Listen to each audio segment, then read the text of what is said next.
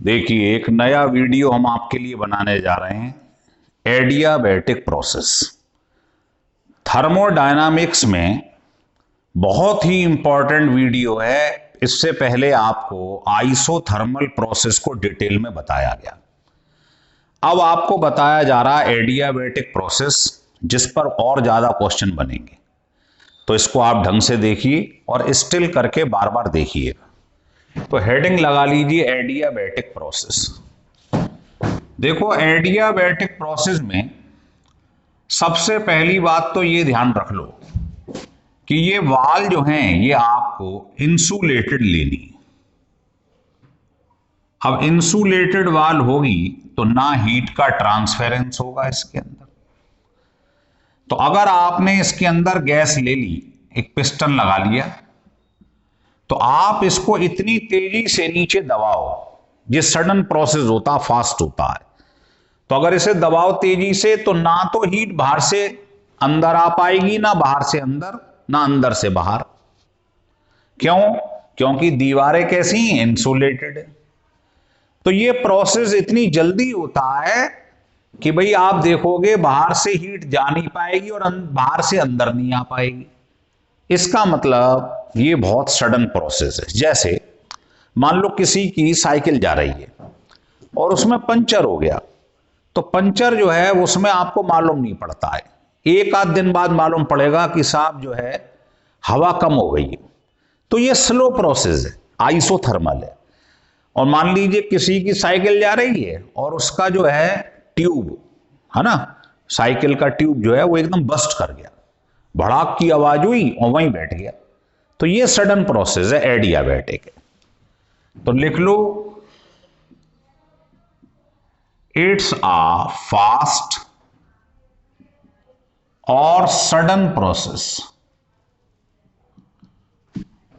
दूसरा, आपने देखा ये इतनी तेज हुआ कि इसमें हीट का ट्रांसफेरेंस नहीं हो पाया। तो no transference of heat is there, heat का ट्रांसफेरेंस नहीं हो रहा है, तो डेल क्यू क्या हो जाएगा? जीरो। अब डेल क्यू जीरो हो जाएगा तो आपको पढ़ाया गया है फर्स्ट लॉ ऑफ थर्मोडायनामिक्स। इसमें यहां जीरो पुट कर दो तो बताओ ये आ जाएगा कि नहीं आ जाएगा? मतलब external work done internal work done के बराबर होगा। तीसरी बात यह है कि जब इसमें हीट का ट्रांसफेरेंस हो ही नहीं रहा, दीवारें इंसुलेटेड होनी चाहिए। तो तीसरा है the wall of the container या पिस्टन, कुछ भी ले लीजिएगा, शुड बी कैसी होनी चाहिए? गुड कंडक्टर नहीं, बैड कंडक्टर। बैड कंडक्टर होनी चाहिए या इंसुलेटेड होनी चाहिए, जिससे हीट का ट्रांसफेरेंस नहीं हो पाए। चौथी बात यह है कि उसमें लगता था बॉयल्स लॉ आइसोथर्मल में, इसमें लगता है पॉइजन्स लॉ, डबल एस आता है। Poisson's law is applicable here. बताइए पॉइजन्स लॉ क्या होता है? पीवी गामा इक्वल टू के, जिसमें गामा जो दिखाई दे रहा है ये पॉइजन रेशो है। इसकी वैल्यू सीपी ओवर सीवी के इक्वल होती है। सीपी क्या था बताइए? पिछले लेक्चर में बताया गया है specific heat at constant pressure, और CV specific heat and constant volume. इन दोनों का रेशो कहलाता है गामा। ये गैस के नेचर पे डिपेंड करता है। अभी मैं डिटेल में बताता हूं गामा के बारे में, इसको लिख लीजिएगा पहले।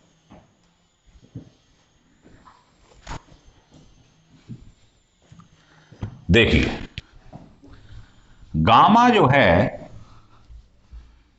It depend upon the nature of gas. The value of gamma depends on the nature of the gas, nature of the gas. कैसे? तो देखिए, पहले हम ले रहे हैं mono atomic gas.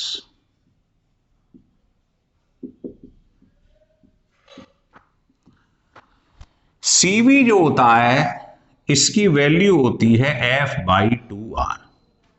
Readymade formula है। F क्या है? Degree of freedom. सीपी में क्या करेंगे?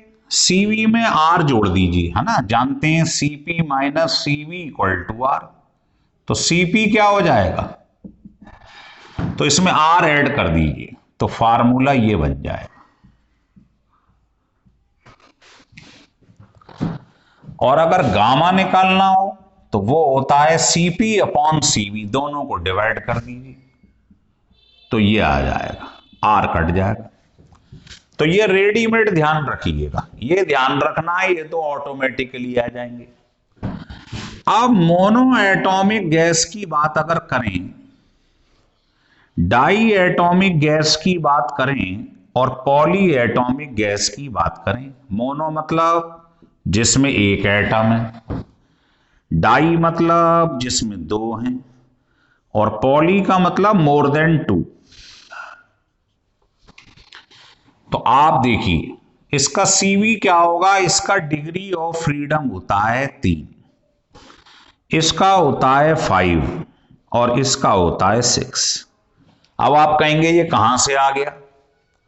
तो आपको बता दूं कि जो मोनो एटॉमिक गैस होता है जैसे हीलियम, इसमें केवल ट्रांसलेटरी मोशन होता है, only translatory motion is there. मतलब या तो ये एक्स में जाएगा या वाई में या जेड में। तो इसकी कितनी प्रोबेबिलिटी है डायरेक्शन में जाने की? 3। तो डिग्री ऑफ फ्रीडम 3 हो गई। अगर आप डाई एटॉमिक गैस ले लो, जैसे आपने कहा मैं ऑक्सीजन ले रहा हूं, इसमें दो मोशन होते हैं, एक तो ट्रांसलेटरी मोशन, एक होता है rotatory motion. Degree of freedom translatory की तो आपने पढ़ ली 3 होती है, रोटेटरी मोशन इसमें 2 होते हैं डाई एटॉमिक में। तो कुल मिला के डिग्री ऑफ फ्रीडम 5 है। और पॉली में भी यही 2 मोशन होते हैं, वहां ये भी 3 ये भी 3, 6 हो गई, है ना। तो बेटा इसको यहां पुट करते जाओ, यहां 3 रख दो तो सीबी कितना आ जाएगा मोनो एटॉमिक के लिए? यहां रख दो 3, सीपी क्या आ जाएगा? और गामा में यहां रख दो 3, तो आप देखेंगे ये आ जाएगा। तो रटने की जरूरत नहीं है, इसको याद रखिए, डिग्री ऑफ फ्रीडम रखते जाइए, आंसर आते जाएंगे। ऐसे ही यहां 5 पुट कर दो तो बताओ डाई एटॉमिक का ये क्या हो जाएगा? सीपी कितना हो जाएगा? और दोनों को डिवाइड कर दो, ये आ जाएगा। अगर आप पॉली एटॉमिक का निकालिए तो यहां डिग्री ऑफ फ्रीडम 6 रख दीजिएगा, ये आ जाएगा, डिवाइड कर दीजिए। तो गामा सबसे ज्यादा मोनो एटॉमिक गैस का होता है, ध्यान रखिएगा, लिख लीजिएगा।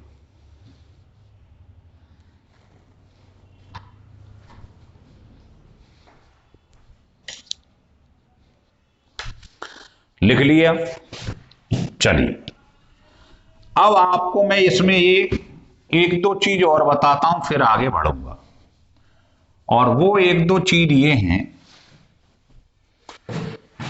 कि अगर कोई आपको एक कंटेनर दे दे और कह दे इसमें 3 मोल हीलियम के हैं और 4 मोल ऑक्सीजन के, तो बताइए इस मिक्सचर का सीवी क्या होगा, सीपी क्या होगा और गामा क्या होगा मिक्सचर का?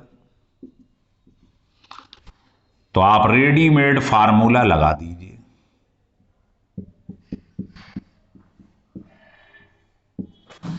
सीपी निकालना हो तो ये लगा दीजिएगा,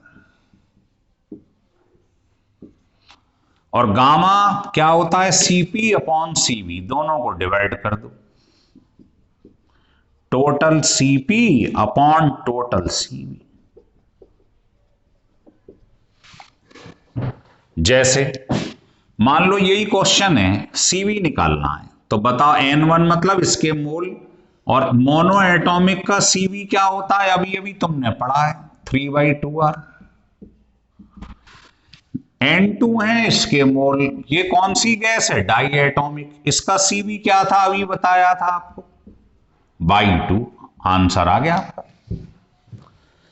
सीपी लिखना हो बस सीपी सीवी याद रखो, जो अभी टेबल से बताए हैं, इसके मोल ये दिए, मोनो का सीपी कितना ये, इसका सीपी कितना ये, आंसर आ गया।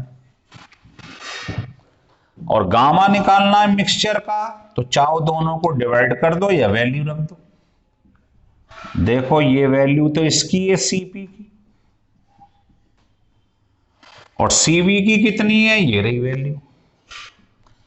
तो बहुत आसान है, कॉन्सेप्ट सीख के चलोगे तो कभी समस्या नहीं आएगी, अगर रट लोगे तो बेकार हो जाएगा। तीनों समझ लो कैसे निकाले जाते हैं। क्लियर है? चलिए अब हम आगे बढ़ते हैं। तो ये आपको मैंने गामा समझा दिया है डिटेल में, कितना कितना होता है हर गैस के लिए।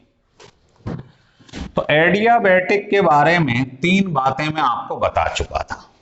एक तो ये फास्ट प्रोसेस है, दूसरा हीट का ट्रांसफेरेंस नहीं होता है, डेल क्यू 0 है, तीसरा जब हीट का ट्रांसफेरेंस ही नहीं हो रहा है तो बर्तन की दीवारें कैसी होनी चाहिए, इंसुलेटेड, और चौथा इसमें पॉइजन्स लॉ लगता है। यहीं पे आ जाओ, पॉइजन्स लॉ ये होता है, इसमें गामा समझा रहा था पॉइजन रेशो क्या होता है। तो बेटा इसको आप ऐसे लिख सकते हो, तो इस पे बनते हैं न्यूमेरिकल, अभी करवाऊंगा मैं आपको नंबर 1 फार्मूला। ये हो गया प्रेशर और वॉल्यूम में रिलेशन फॉर एडियाबैटिक प्रोसेस। मान लो आपने कहा नहीं मुझे रिलेशन टेम्परेचर और वॉल्यूम में निकालना है, और इक्वेशन है ये, तो बताओ पी को, यहां पर पी को क्या करना पड़ेगा, एलिमिनेट। तो एलिमिनेट यहां से करती हैं आइडियल गैस, ये तो सब में लग जाती है, तो यहां से पी की वैल्यू उठाकर यहां पुट कर दो, तो एक एक लाइन में ये डराइव हो जाएगा। अब आप बताइए, देखिए टी की पावर 1 है, लेकिन V में ऊपर गामा है, नीचे 1 है, ये हो गया। एन आर को उधर ले जाइए, ये भी कांस्टेंट, ये दोनों भी कांस्टेंट, तो पूरा क्या है, कांस्टेंट। तो ये रिलेशन आपके पास आ गया। अब आप इसको ऐसे लिख दो, इससे न्यूमेरिकल सॉल्व हो जाएंगे आप। अभी करवाते हैं न्यूमेरिकल आपको। तो टेम्परेचर वॉल्यूम में रिलेशन निकालना है, पहले लिख लो आप पॉइजन्स, पी को यहां से वैल्यू निकाल के यहां पुट कर दो, रिलेशन आ जाएगा बस। सिमिलरली आपको रिलेशन निकालना हो प्रेशर एंड टेम्परेचर में, तो सबसे पहला तरीका वही है, पॉइजन्स इक्वेशन लिख लो। अब बताओ यहां पर P और T में रिलेशन निकालना है, पर तो ये तो V है, तो यहां से V की वैल्यू निकाल लो, यहां पुट कर दो।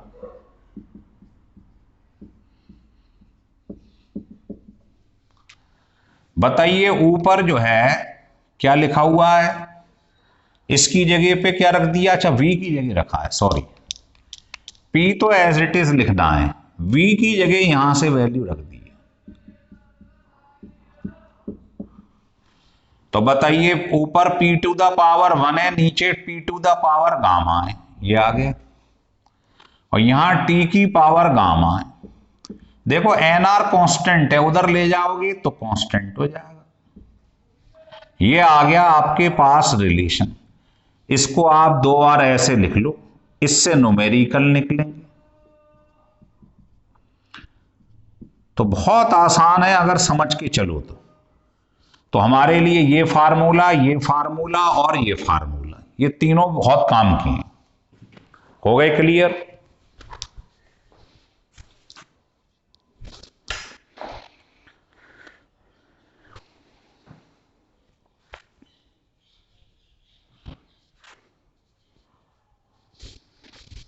चलिए अब हम एडियाबैटिक प्रोसेस का 5वां पॉइंट समझते हैं। लिखो एडियाबैटिक इलास्टिसिटी। बिल्कुल वही तरीका है, वी नो दैट।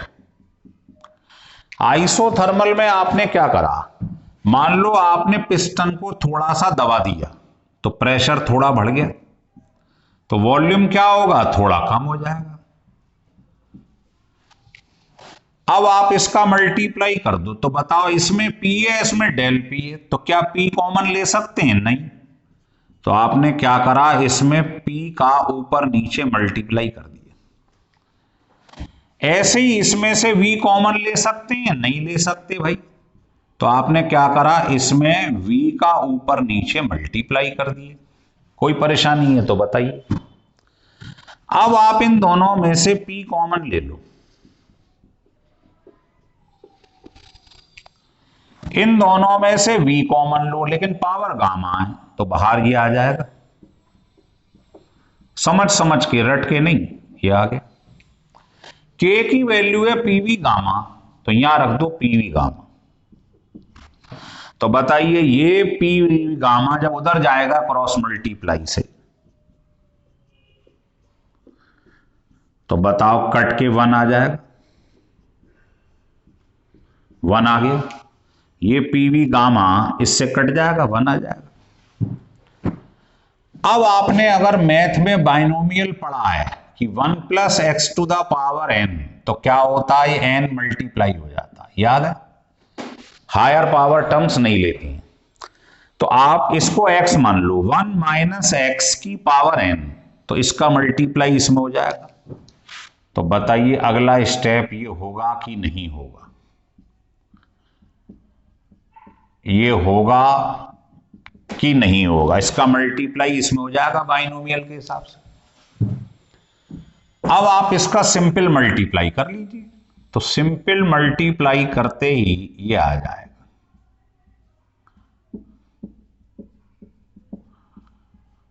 ये आ गया, इससे ये कट कर दो। और पिछले वाले भी डेरिवेशन में बताया था आइसोथर्मल में कि 2 डेल एक साथ आ जाएं तो चीज नेग्लिजिबल हो जाती। तो बताइए इधर क्या बचेगा? ये आ गया, है ना? पर हमारा मकसद क्या है? हमारा मकसद है इलास्टिसिटी, बल्क मॉडुलस। तो बल्क मॉडुलस क्या होता है आपको मालूम ही है ना? P उधर ले जाओ तो आपके पास ये आ जाएगा, और इसको कहते हैं बल्क मॉडुलस या इलास्टिसिटी। तो ये इलास्टिसिटी आ गई कौन सी? एडियाबैटिक। किसके बराबर? गामा। तो इसका मतलब आइसोथर्मल जब पढ़ा था तो P आया था, इसमें गामा पाया। इसका मतलब एडियाबैटिक इलास्टिसिटी गामा टाइम्स होती है किसकी? आइसोथर्मल। लिख लीजिएगा। तो ये बहुत ही इंपॉर्टेंट चीज है, ध्यान रख लेना आप। तो ये 5वां पॉइंट है जो हमने समझा। अब आपको समझाते हैं कि स्लोप कैसे निकालते हैं एडियाबैटिक प्रोसेस में। ये देखो स्लोप आपको बता रखा है। मान लो कि कोई तुम्हारे पास ये प्रोसेस है, इसमें इस पॉइंट पे स्लोप निकालना है, एक लाइन खींच लीजिएगा, है ना? स्लोप किसे कहते हैं? tan थीटा को। तो बताओ ये देखोगे तो यहां क्या आ जाएगा? ये प्रेशर है, ये वॉल्यूम है, तो ये हो जाएगा dP/dV स्लोप। तो आप इसकी शुरुआत वैसे ही करो जो आपने पढ़ा है, पॉइजन से। ये निकालना है आपको dP/dV, जिसको क्या कहते हैं? tan थीटा, मतलब स्लोप। तो आप बताओ इसको फर्स्ट फंक्शन मान लो, इसे सेकंड। डिफरेंशियल कैसे करते हैं? First function differential of second क्या होगा इसका differential, N X N minus N, ये जानते हैं है ना, कर दो। First function differential of second plus, अच्छा इसके संग वो तो लिखा ही नहीं आपने, डीवी। फिर सेकंड फंक्शन और डिफरेंशियल ऑफ फर्स्ट क्या हो जाएगा, डीपी, बराबर आ जाएगा क्या, कांस्टेंट का क्या होता है डिफरेंशियल, 0। देखो फर्स्ट फंक्शन ऐसे ही लिखा है, सेकंड फंक्शन एक्स की पावर एन, एक्स की पावर एन का डिफरेंशियल क्या होता है ये, तो एक्स की पावर एन क्या हो जाएगा, एन एक्स एन माइनस 1, ये आ गया। फिर करते हैं v का dv हो जाएगा प्लस, अब second function v to the power gamma को ऐसे ही लिखा रहने दो, और p का डिफरेंशियल क्या हो जाएगा, dp। इसको सॉल्व कर लो, तो आप बताओ इसको जब सॉल्व करूंगा तो ये आ जाएगा कि नहीं आ जाएगा, और ये क्या कहलाता है, स्लोप। तो स्लोप हो गया इसके बराबर, ये स्लोप है। तो हमें ये याद रखना है, आइसोथर्मल प्रोसेस में स्लोप क्या था, याद है आपको, ये था। और एडियाबैटिक प्रोसेस में स्लोप कितना आ गया, अभी अभी पढ़ाया आपने, गामा टाइम्स। तो इसका स्लोप जिससे ज्यादा होता है, स्लोप ज्यादा होगा इसका मतलब क्या है, एडियाबैटिक कर्व ज्यादा स्टीपर होगा, ज्यादा स्लोपी होगा, है ना। तो ये स्लोप याद रख लें, देखिए, और यहां लिख लो, स्लोप तो मैंने निकाल ही दिया, ये लिखो एडियाबैटिक कर्व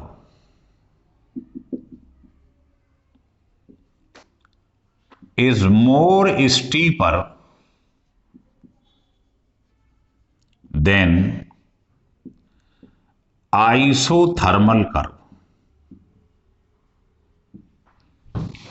जैसे मैं आपके सामने ये ग्राफ बना दूं, प्रेशर वॉल्यूम, और 4 टाइप के ग्राफ बना दूं ऐसे करके, बताओ ये ग्राफ कौन सा है, इसमें क्या कांस्टेंट है, प्रेशर, तो इसको कहते हैं आइसोबारिक कर्व। आइसोबारिक मतलब प्रेशर कांस्टेंट। ये वाला कौन सा है, ये इसमें क्या कांस्टेंट है, वॉल्यूम, तो ये होता है आइसोकोरिक।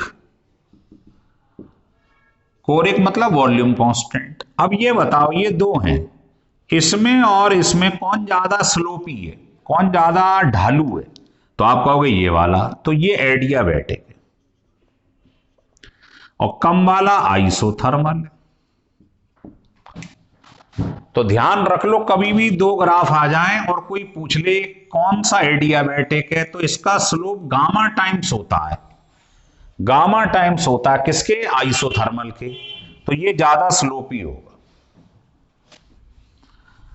अब इसमें एक बात और बता दूंगा आपको मैं, वो ये है कि मान लो एक क्वेश्चन है, जेई में आया था, इन्होंने पूछा था कि ये इस तरीके से दोनों एडियाबैटिक हैं,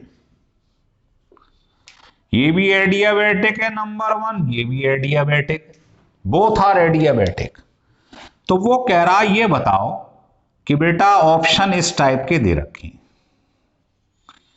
कि पहले वाला नियोन है, दूसरा नाइट्रोजन, ये नाइट्रोजन है, ये नियोन है ना, तीसरा, ये ध्यान रखना, ये नंबर 1 है, ये 2 है, तीसरा दोनों ही नियोन है। तो आप ये बताओ ये दोनों एडियाबैटिक हैं, वो कह रहा है बोथ आर एडियाबैटिक। तो आपको मालूम ही है स्लोप जो होता है वो गामा के डायरेक्टली प्रोपोर्शनल है, सामने गामा आ रहा, तो गामा बताओ मोनो एटॉमिक का ज्यादा होता है डाई एटॉमिक का, भाई गामा की value monoatomic, diatomic, polyatomic, किसका गामा ज्यादा है, मोनो का। गामा मतलब स्लोप, तो स्लोप इसका ज्यादा है इससे, तो जिसका स्लोप ज्यादा है इसका मतलब वो मोनो एटॉमिक है। तो आंसर आपका ये वाला हो गया, पहला, सॉरी, ज्यादा स्लोपी ये वाला आंसर हो गया। समझ में आ गई बात। जिसका स्लोप ज्यादा है, स्लोप ज्यादा मतलब गामा ज्यादा है, तो गामा ज्यादा है इसका मतलब मोनो एटॉमिक, तो इसका मतलब 2 नंबर वाली मोनो एटॉमिक है।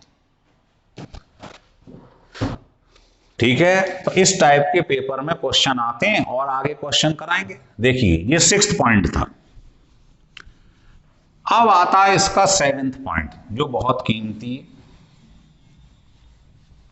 कि वर्क डन कैसे निकालोगे आप। लिखो एडियाबैटिक वर्क डन,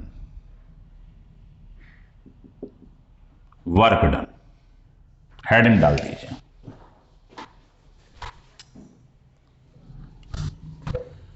देखो बेटे बिल्कुल वैसे ही करना है जैसे पहले करा था कि वर्क होता है फोर्स इनटू डिस्प्लेसमेंट और फोर्स होता है प्रेशर इनटू एरिया। अगर आपने स्मॉल वर्क डन करा है तो डिस्प्लेसमेंट क्या हो जाएगा, डेल एल। भाई स्मॉल इधर लिखोगे इधर भी स्मॉल लिखोगे, तो बताओ एरिया इंटू डेल एल क्या हो जाएगा, डेल बी। तो ये 3 स्टेप तो सेम है, आइसोथर्मल में भी एडियाबैटिक में भी। इसके बाद इसको बढ़ाना है, डेल डब्ल्यू को डब्ल्यू करना है, तो क्या करेंगे, इंटीग्रेशन। पहले वॉल्यूम V1 था, बाद में V2 है, तो बताओ इसका इंटीग्रेशन क्या हो जाएगा, डब्ल्यू, डेल हट जाएगा।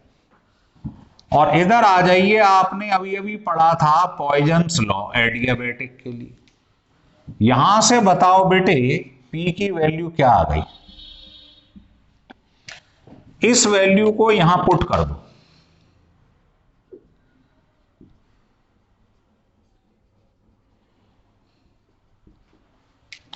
P की जगह ये वैल्यू उठा के यहां पुट कर दी, K को बाहर निकाल लो, ये लो,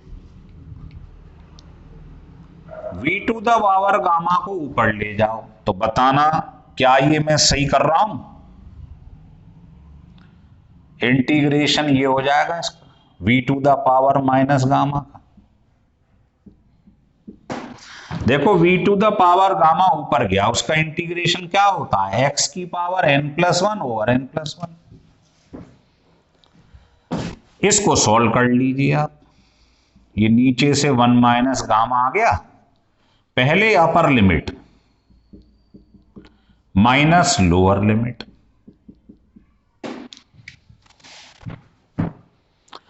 अब आपको शुरू में बताया गया है P1 V1 gamma equal to P2 V2 gamma, यही था पॉइजन्स।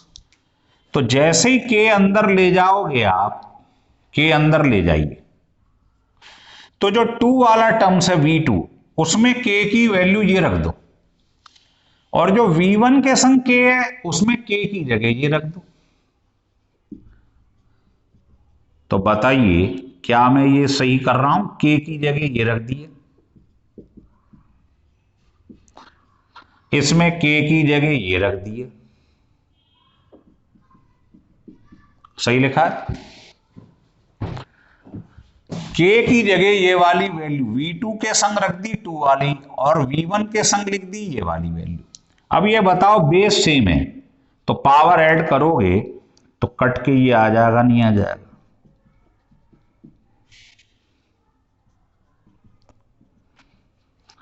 तो इससे निकलेंगे सारे न्यूमेरिकल एडियाबैटिक।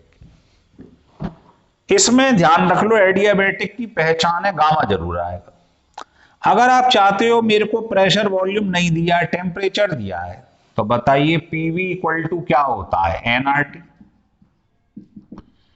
तो आप इनकी जगह पर ये वैल्यू उठा के यहां पुट कर दो, तो यही फार्मूला आपको ऐसा दिखाई देगा।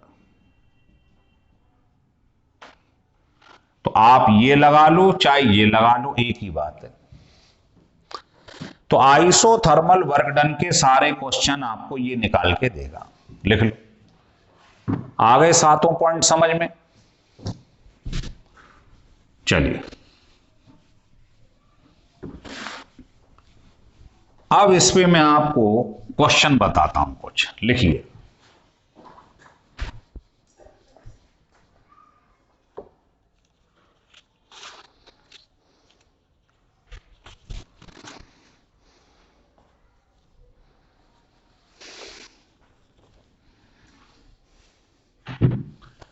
देखो पहला क्वेश्चन कह रहा है ये आपको कि मैंने साहब क्या लिया 2.8 लीटर नियॉन गैस ले ली। कह रहा है at STP is adiabatically compressed 2.4 litre. तो कह रहा है initial temperature to be T1। तो कह रहा है वर्क डन निकाल के दिखाओ कितना होगा। वर्क डन निकाल के दिखा दो।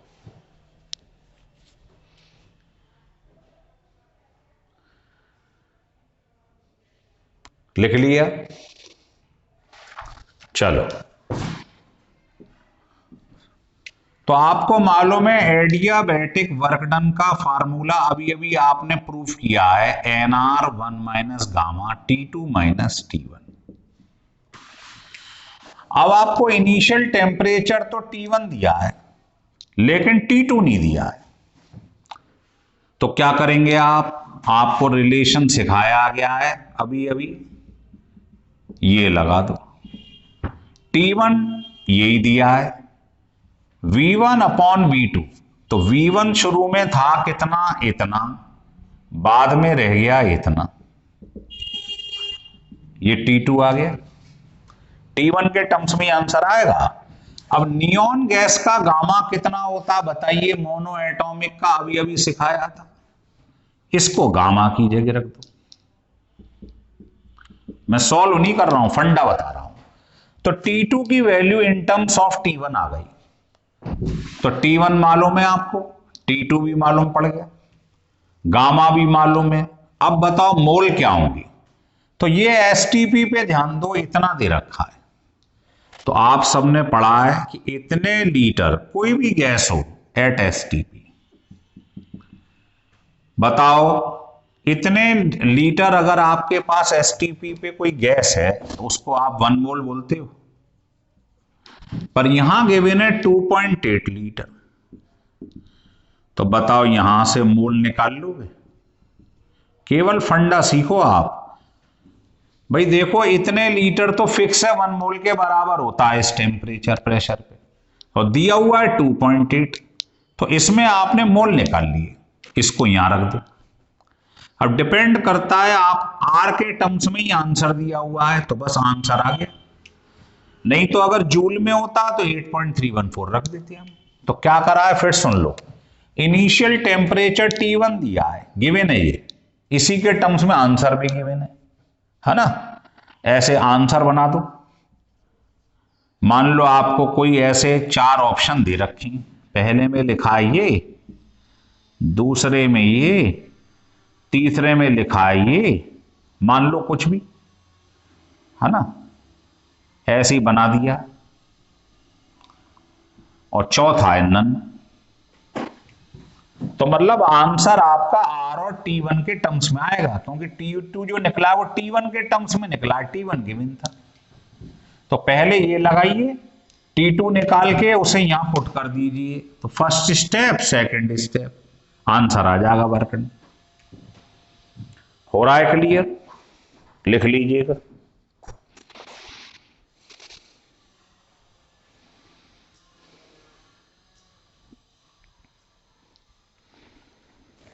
दूसरा क्वेश्चन लिखिए।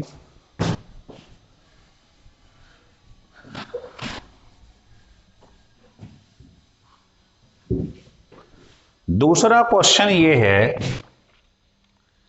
कह रहा है एक मोनो एटॉमिक गैस है, mono atomic gas is compressed adiabatically to 1/16 of its initial volume। तो कह रहा if initial temperature of gas is T1। अगर इनिशियल टेम्परेचर T1 है, किसमें, केल्विन में, and final temperature is AT1, ये भी गिवन है। तो कह रहा है वैल्यू बताओ A की क्या होगी, वैल्यू A की क्या होगी ये बताइए। तो कैसे करेंगे बताइए। अब कुछ नहीं करना है, देखो इनिशियल वॉल्यूम V मान लिया, तो फाइनल दिया V/16, तो V1 ये मान लिया, तो ये इनिशियल टेम्परेचर जो था इनिशियल वो दिया है T1 और फाइनल दे रखा है कितना, AT1। और एडियाबैटिक प्रोसेस है, तो एडियाबैटिक प्रोसेस में T और V में क्या रिलेशन है, बस ये लगा दो, आंसर आ जाएगा। T1 की जगह ये रख दो, V1 की जगह पे V और V2 की जगह पर क्या लिखा है, V/16।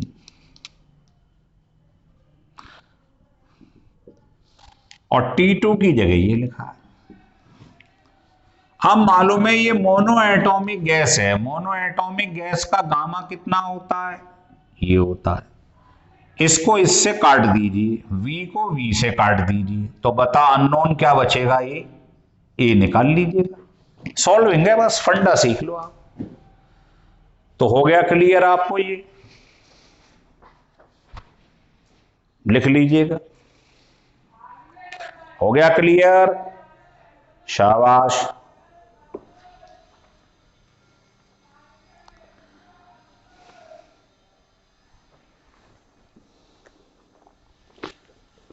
देखिए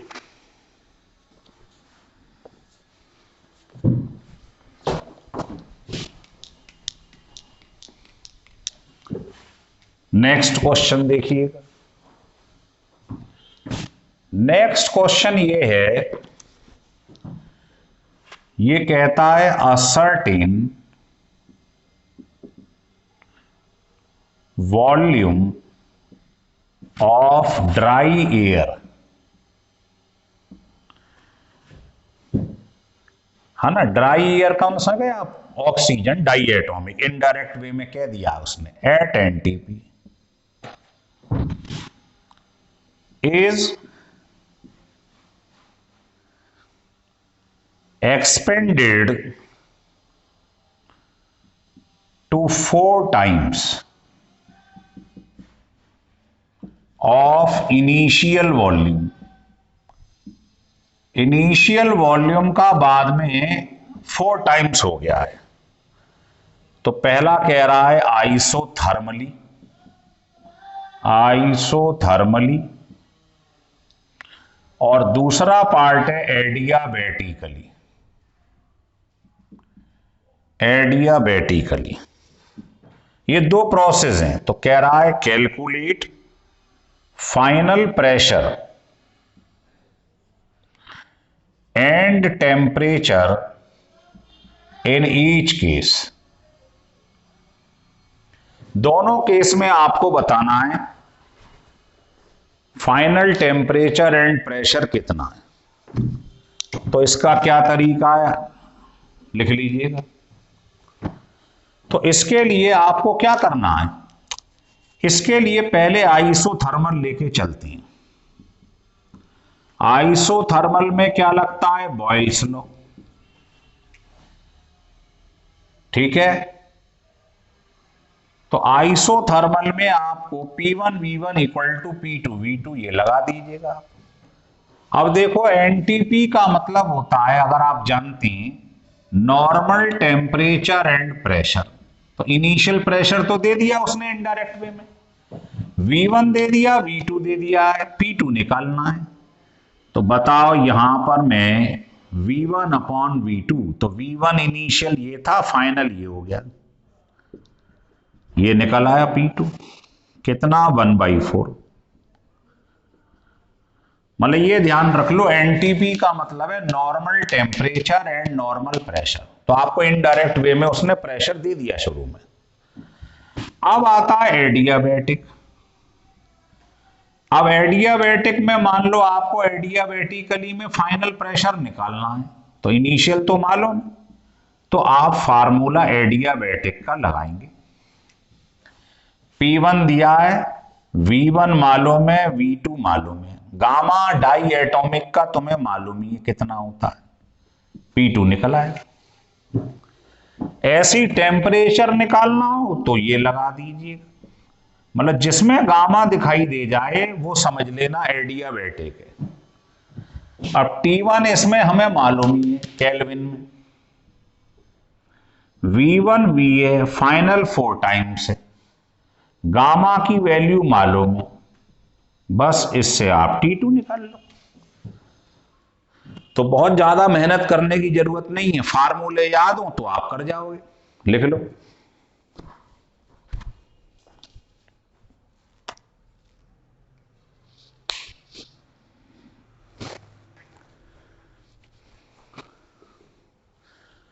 हो रहा है क्लियर?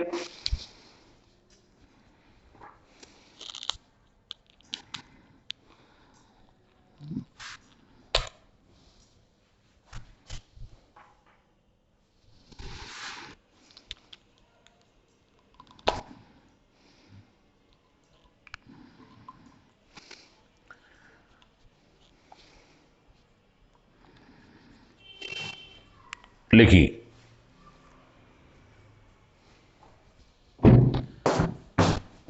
तो ये हम जो पढ़ रहे थे ये था एडियाबेटिक प्रोसेस और उसके क्वेश्चन। अब मैं आपको इसमें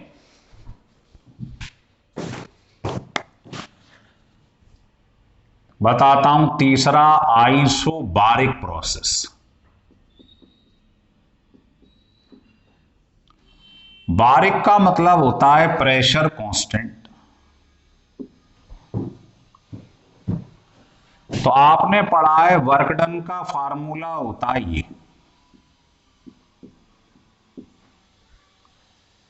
अब इसमें प्रेशर कांस्टेंट है, बाहर निकाल लीजिएगा। तो बताओ, ये इसका इंटीग्रेशन हो गया।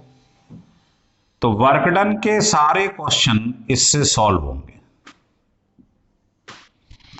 भाई यही तो रखोगे आप, final volume minus initial del. तो ये कहलाता है आइसोबारिक। आप बताइए, प्रेशर और वॉल्यूम में ग्राफ आपने ड्रॉ करा, तो अगर प्रेशर कांस्टेंट है ना, इसका मतलब क्या हुआ, प्रेशर कांस्टेंट है तो ऐसा ग्राफ आ जाएगा। भाई प्रेशर जो है ऊपर की डायरेक्शन में है, लेकिन ये हर जगह क्या है, कांस्टेंट है। अगर आप आइसोकोरिक ग्राफ की तरफ जाएं, आइसोकोरिक प्रोसेस मतलब वॉल्यूम कांस्टेंट। तो बताइए इस फार्मूले में अगर V कांस्टेंट है तो dV क्या हो जाएगा, चेंज इन वॉल्यूम 0। इसका मतलब वर्क डन 0 आ जाएगा। तो आइसोकोरिक प्रोसेस का वर्क डन क्या होता है, 0 होता है। अगर इसका आप ग्राफ ड्रॉ करें तो क्या चीज कांस्टेंट है, वॉल्यूम। तो वॉल्यूम कांस्टेंट है, इसका मतलब ग्राफ ये आ जाएगा। आप देखो हर जगह यूं बना के लाइन खींच के देख लो, हर जगह वॉल्यूम क्या है, कांस्टेंट है। तो ये थोड़ी सी बातें आइसोबारिक, इनका वर्क डन ध्यान रख लो कैसे निकाला जाता है और ग्राफ कैसा होता है। लिख लिया? चलिए अब एक क्वेश्चन देखिए, बड़ा बढ़िया, जेई में आया हुआ।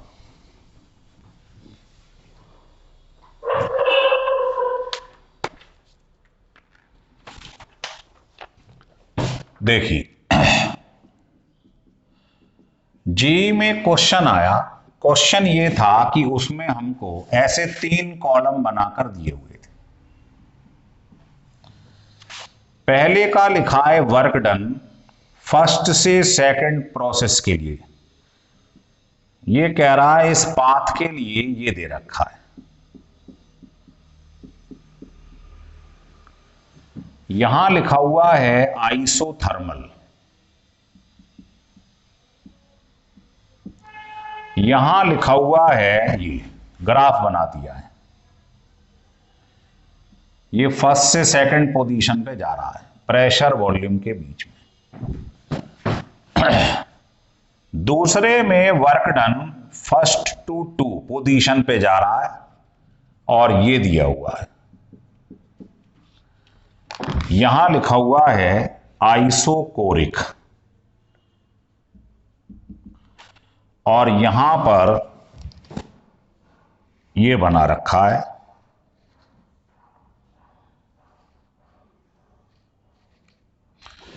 ये है फर्स्ट से सेकंड पोजीशन, इसमें ये है फर्स्ट से सेकंड। तीसरे में वर्क डन जो है ये 0 है और यहां लिखा है आइसो बारिक,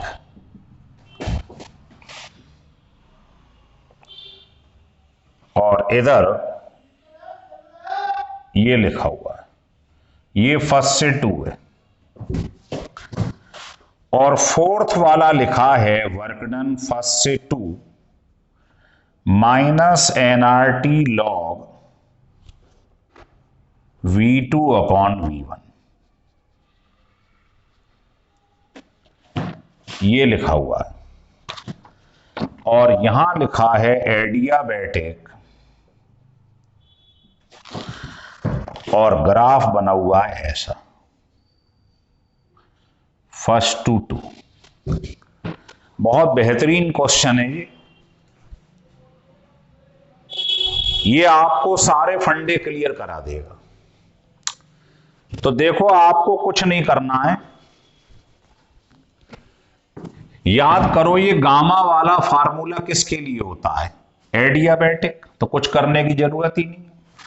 अब ये बताओ लॉग वाला फार्मूला किसके अंदर आता है, आइसोथर्मल, ये हो गया।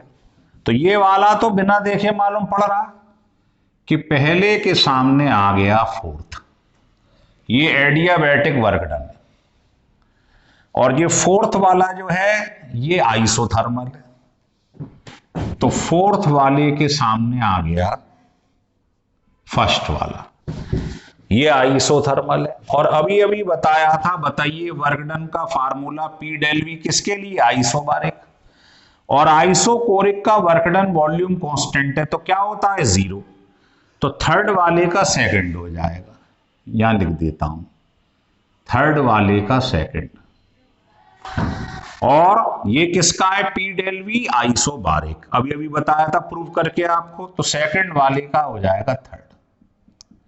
अब यहां तक तो हमने तुरंत बता लिए है ना, और इसको मेरे हिसाब से तो आगे बताने की जरूरत ही नहीं है, इसी से मैच हो जाएगा, लेकिन हम तो पूरा सॉल्व करेंगे। तो आप ये बताइए, इसमें प्रेशर और वॉल्यूम में ये क्या कांस्टेंट है, वॉल्यूम, तो वॉल्यूम कांस्टेंट मतलब आइसोकोरिक, तो आइसोकोरिक वाला ये हो जाएगा S, है ना, तो इसके सामने S लगा लीजिए। और आइसोबारिक में क्या कांस्टेंट रहता है, प्रेशर, तो इस वाले में प्रेशर कांस्टेंट है, तो ये आइसोबारिक हो गया थर्ड, है ना, थर्ड वाले के सामने क्या आ गया P। अब बचे ये दोनों, आप ये बताइए ये ज्यादा स्लोपी है 1 to 2, ये ज्यादा स्लोप है या इसमें ज्यादा स्लोप है, इस वाले में, और जो ज्यादा स्लोपी होता है वो एडियाबैटिक होता है, और कम स्लोपी वाला आइसोथर्मल है, तो ये Q वाला जो है ये हो जाएगा एडियाबैटिक,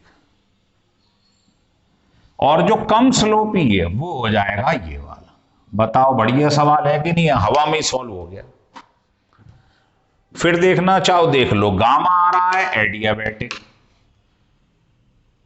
लॉग वाला आ रहा है, ये वर्क डन किसका फार्मूला है, आइसोथर्मल। अब बचे ये दोनों, वर्क डन 0 किस में होता है, PdV, वॉल्यूम कांस्टेंट है तो आइसोकोरिक में, और ये आइसोबारिक के लिए होता, अभी प्रूफ करा था हमने।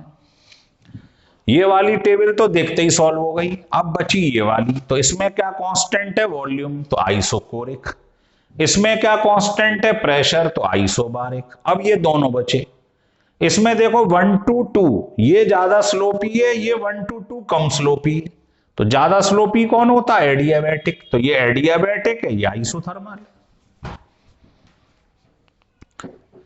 क्लियर हो गया? तो ये आपको एडियाबेटिक, आइसोबारिक, आइसोकोरिक, ये पूरा डिटेल में समझा दिया है। अब हम इसका एक नेक्स्ट लेक्चर बनाएंगे जिसमें इन चारों प्रोसेस के ऊपर न्यूमेरिकल बताएंगे आपको। थ्योरी तो पढ़ा दी हमने आपको। तो अगर आपको ये वीडियो अच्छा लगा हो तो इसको सब्सक्राइब और लाइक जरूर करिए, बार बार कहने की जरूरत नहीं है, ठीक है ना? लेकिन स्टिल करके 2-3 बार पढ़ो, तब फायदा होगा।